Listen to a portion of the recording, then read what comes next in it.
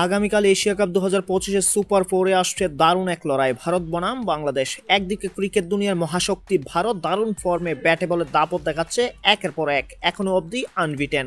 আর অন্যদিকে বাংলাদেশ কিছুটা পিছিয়ে থাকলেও লড়াই ছাড়তে নারাজ টাইগাররা।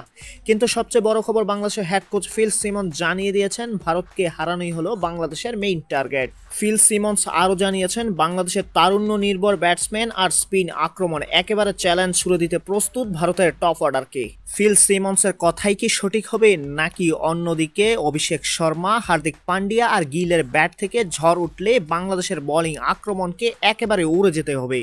মাঠের মধ্যে লড়াই হবে টু মেইন, ভারতের পাওয়ার হিটিং বনাম বাংলাদেশের ঘূর্ণিজাদু, কে হাসবে শেষ হাসি। এশিয়া কাপ মানেই শুধু ম্যাচ নয়, এই যেন আবেগ, উত্তেজনা আর কোটি ভক্তের স্বপ্নের সংঘর্ষ।